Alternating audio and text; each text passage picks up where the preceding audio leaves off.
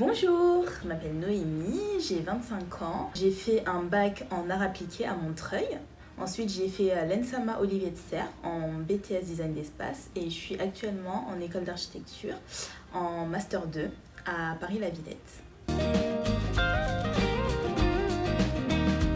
J'ai entendu parler du trophée par la région Île-de-France elle-même et ensuite j'ai reçu une autre information par mon école et ça m'a intéressée. Lorsque j'ai entendu parler des trophées, je me suis un peu intéressée en fait et vu que c'était quand même quelque chose d'assez large, j'ai voulu en fait apporter une vision un peu plus artistique et je me suis dit que ça pouvait être intéressant de voir un peu ce que ça donnait. J'ai fait ma mobilité dans la faculté d'architecture de Rio de Janeiro. Pendant 10 mois, j'ai pu participer aux cours d'architecture, de l'histoire de l'architecture avec les étudiants brésiliens et développer un peu plus tout ce qui était dessin, urbanisme et architecture. Mon projet s'appelle City and Suburb Art.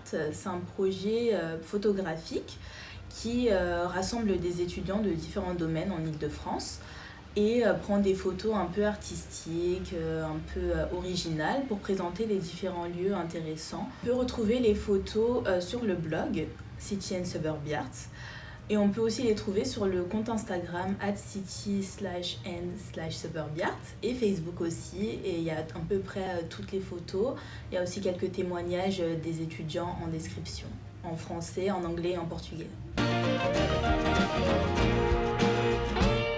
Déjà, je suis très contente d'avoir gagné la médaille d'argent aux remises des trophées. Et pour la suite du projet, du coup, ce qui est intéressant, c'est de pouvoir faire participer les étudiants qui n'ont pas pu le faire au début, dû à des contraintes de temps, de découvrir beaucoup plus d'endroits en Île-de-France, de dénicher un peu ce qui peut être intéressant et de vous faire découvrir plus de choses. Déjà personnellement, ça m'a beaucoup aidée parce que j'ai tendance parfois à commencer des projets et ne pas les terminer. Donc ça m'a aidée à aller jusqu'au bout de ce projet, à vraiment développer mes capacités en photo, mon imagination, à rencontrer d'autres personnes aussi. Et professionnellement, ça m'a aussi apporté certaines images de book que je pourrais utiliser par la suite pour les agences ou d'autres projets que j'aurai par la suite. Le conseil que je donnerais, c'est de choisir un projet très personnel, qui nous plaît personnellement, qui nous tient à cœur. Donc ça sera vraiment du plaisir plutôt qu'une contrainte. De toujours être en communication avec les autres étudiants sur le groupe Facebook des trophées des ambassadeurs. Et aussi de parler de son projet autour de soi, d'en parler à ses amis.